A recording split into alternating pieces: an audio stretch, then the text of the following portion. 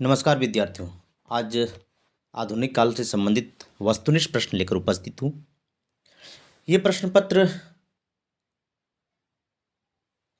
स्नातक द्वितीय समसत्र के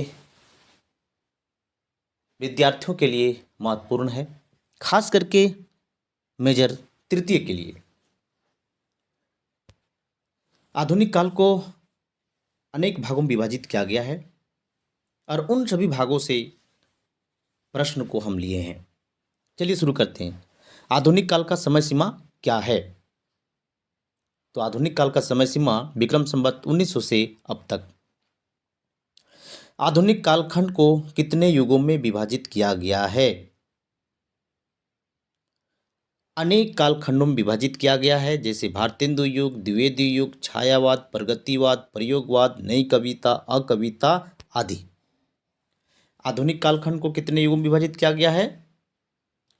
लगभग 7-8 भागों में विभाजित किया गया है, जैसे भारतेंदु युग, द्विवेदी युग, छायावाद, प्रगतिवाद, प्रयोगवाद, नई कविता, अकविता। अगला प्रश्न है, भारतेंदु युग का समय सीमा क्या है और भारतेंदु युग का नामकरण किस कवि को आधार में रखकर किया गया है?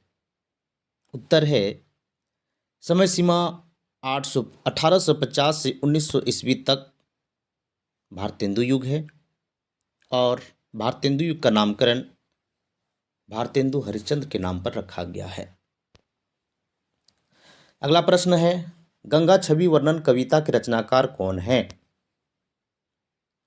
गंगा छवि वर्णन कविता पाठ्यक्रम में शामिल है। तो इस कविता के रचनाकार हैं भारतेंदु हरिश्चंद्र। अगला प्रश्न है, गौ महिमा के कवि कौन हैं? गौ महिमा के कवि कौन है? आप सभी बताएंगे। अगर जान रहे हैं तो कमेंट करेंगे। तो इस प्रश्न का उत्तर है प्रताप नारायण मिश्र। अगला प्रश्न है, द्विवेदी युग का समय सीमा क्या है? द्विवेदी युग का समय सीमा क्या है? द्विवेदी युग का समय सीमा 1900 से 1920 तक। लेकिन कोई कोई विद्वान इस युग का समय 1900 से 1918 तक भी मानते हैं। अब अगला प्रश्न है, द्विवेदी युग को और किस नाम से जाना जाता है? तो द्विवेदी युग को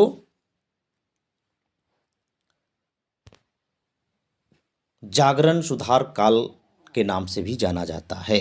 अगला प्रश्न है, द्विवेदी युग का नामकरण किस कवि के नाम पर रखा गया है? तो इस प्रश्न का सही उत्तर है महावीर प्रसाद द्विवेदी। अगला प्रश्न है, द्विवेदी युग के कौन कौन सी कविता पढ़नी है? द्विवेदी युग के कौन कौन सी कविता पाठ्यक्रम में पढ़नी है? तो उत्तर है कश्मीर सुषमा, कर्मवीर, मनुष्यता। ये 3 कविता पढ़नी है। कश्मीर सुषमा के रचनाकार हैं श्रीधर पाठक और कर्मवीर कविता के रचनाकार हैं अयोध्या सिंह उपाध्याय हरिओद और मनुष्यता कविता के रचनाकार है मैथिली शरण गुप्त।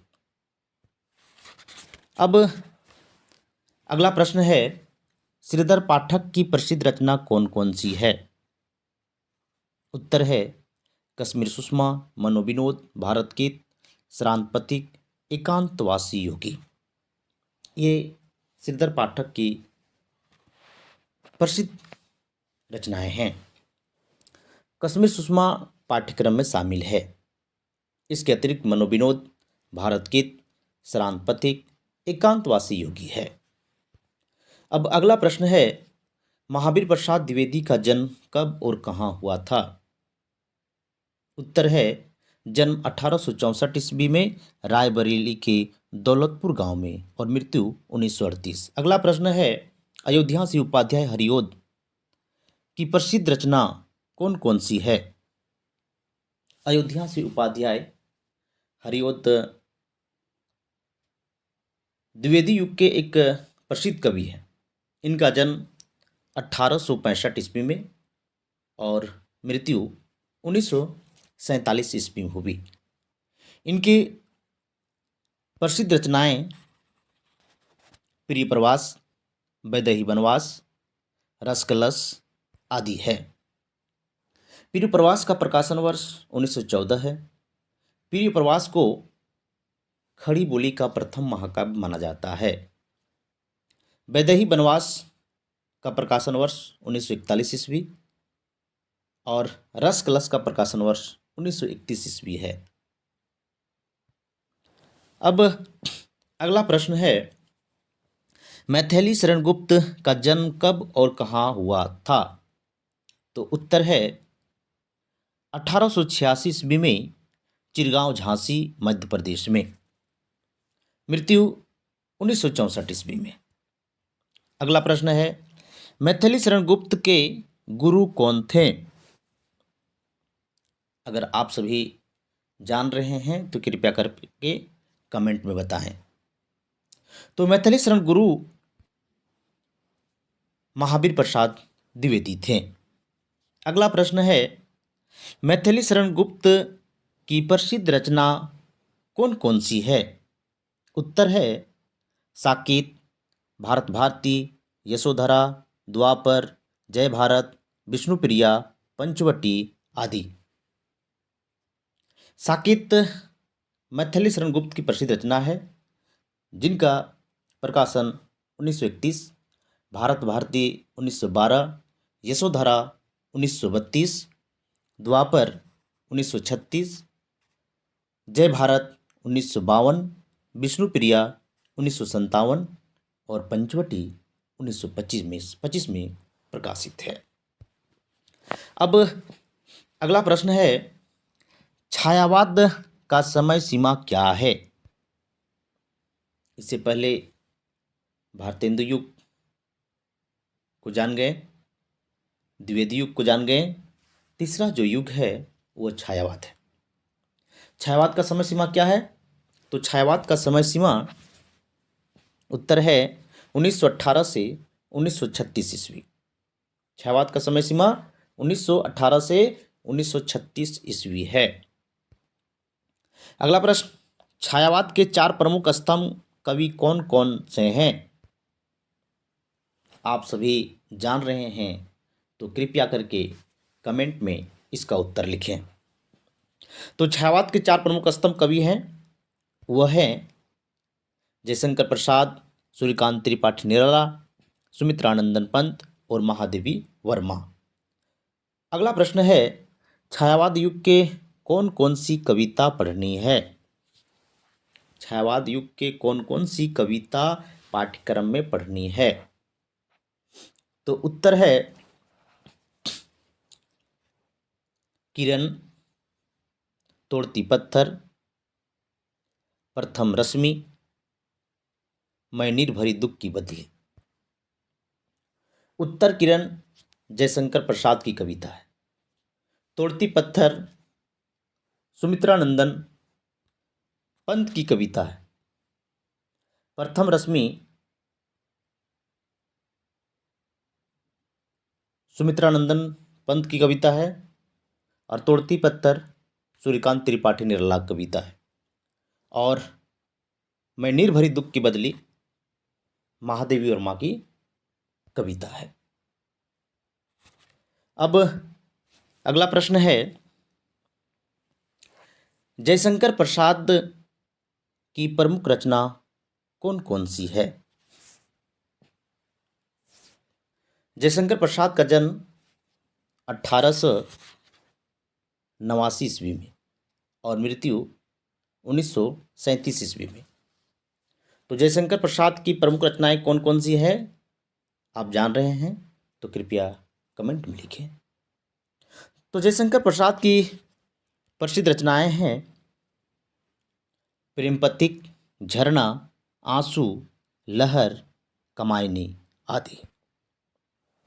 प्रेम पथिक का प्रकाशन वर्ष 1914, झरना का प्रकाशन वर्ष 1918, आंसू का प्रकाशन वर्ष 1925, लहर का प्रकाशन वर्ष 1933 और कमायनी का प्रकाशन वर्ष 1935 है।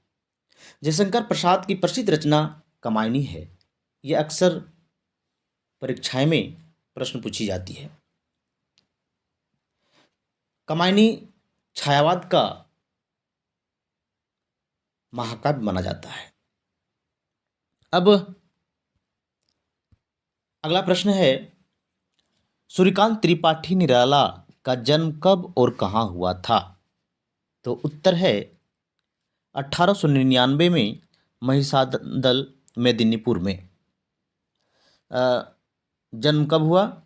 1899 ईस्वी, महिषादल मेदिनीपुर, बंगाल में और मृत्यु 1961 इलाहाबाद में। अब अगला प्रश्न है, छायावाद के किस कवि को विद्रोह और ओज के कवि के रूप में कहा जाता है? या फिर इस तरह से कह सकते हैं कि छायावाद के किस कवि को ओज और विद्रोह के कवि कहा जाता है? तो इस प्रश्न का उत्तर है सूर्यकांत त्रिपाठी निराला को। अब अगला प्रश्न है, सूर्यकांत त्रिपाठी निराला की प्रसिद्ध रचनाएं कौन कौन सी है? तो उत्तर है अनामिका, तुलसीदास, कुकुरमुत्ता, नए पत्ते, अर्चना, आराधना, गीत गुंज आदि काव्य संकलन प्रसिद्ध है। अनामिका का प्रकाशन वर्ष 1923, तुलसीदास का प्रकाशन वर्ष 1938, कुकुरमुत्ता का प्रकाशन वर्ष 1942, नए पत्ते का प्रकाशन वर्ष 1946, अर्चना 1950, आराधना 1953, गीत गुंज 1954। ये सभी रचनाएं काव्य संकलन है। अब अगला प्रश्न है, सूर्यकांत त्रिपाठी निराला की प्रसिद्ध कविताएं कौन कौन सी हैं? तो उत्तर है जूही की कली, सरोज स्मृति, राम की शक्ति पूजा, तोड़ती पत्थर, बादल राग, भिक्षुक आदि। ये सभी कविताएं सूर्यकांत त्रिपाठी निराला की प्रसिद्ध है। उनकी पहली कविता है जूही की कली, जो छंदमुक्त कविता है। सरोज स्मृति अपनी पुत्री के मृत्यु के उपरांत लिखी एक शोक गीत है। राम की शक्ति पूजा एक प्रसिद्ध कविता है, यह लंबी कविता है। तोड़ती पत्थर यथार्थवादी कविता है। बादल राग, भिक्षुक आदि इनकी प्रसिद्ध कविताएं हैं। अब अगला प्रश्न है, अगर यह वीडियो आप सभी को पसंद आ रहा है तो कृपया लाइक और कमेंट जरूर करें, साथ ही इस चैनल को सब्सक्राइब भी कर दें। प्रश्न है, सुमित्रानंदन पंत का जन्म कब और कहाँ हुआ था? तो उत्तर है जन्म 1900 ईस्वी में कौसानी अल्मोड़ा में हुआ था। कब हुआ था? 1900 ईस्वी में। कहाँ हुआ था? कौसानी अल्मोड़ा, उत्तराखंड में। मृत्यु 1977 ईस्वी में इलाहाबाद में हुई। अब अगला प्रश्न है, छायावाद के किस कवि को प्रकृति के सुकुमार कवि कहा जाता है? तो उत्तर है सुमित्रानंदन पंत को। अगला प्रश्न है, सुमित्रानंदन पंत की प्रसिद्ध रचनाएं कौन कौन सी हैं? उत्तर है उच्छ्वास, ग्रंथि, वीणा, पल्लव, गुंजन, युगांत, ग्राम्या, स्वर्ण किरण, युगपत, उत्तरा, कला और बूढ़ा चांद, लोकायतन आदि। तो ये कविताएं सुमित्रा नंदन पंत की प्रसिद्ध रचना। इसके अतिरिक्त उनका एक चिदम्बरा है जिस पर ज्ञानपीठ पुरस्कार प्राप्त हुआ। अगला प्रश्न है, महादेवी वर्मा का जन्म कब और कहाँ हुआ था? उत्तर है 1907 ईस्वी में फर्रुखाबाद में और मृत्यु 1987 ईस्वी में इलाहाबाद में। अगला प्रश्न है, महादेवी वर्मा और किस किस नाम से जानी जाती है?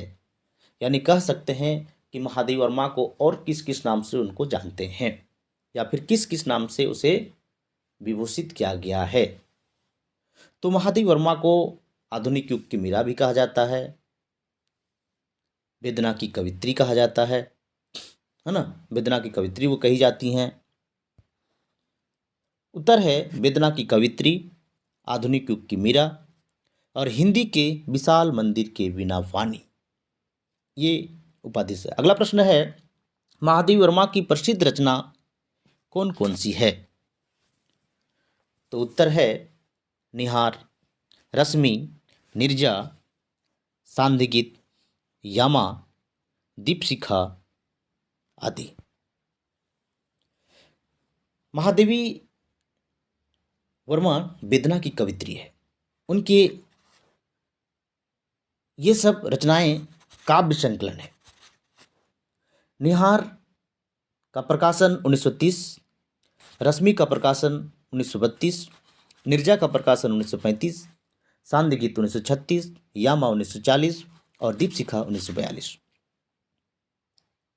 महादेवी की रचना यामा के लिए उन्हें ज्ञानपीठ पुरस्कार से सम्मानित किया गया। अगर इस तरह से ये वीडियो आप सभी को पसंद आया, अच्छा लगा, तो कृपया लाइक करें, कमेंट करें और सब्सक्राइब करें। धन्यवाद।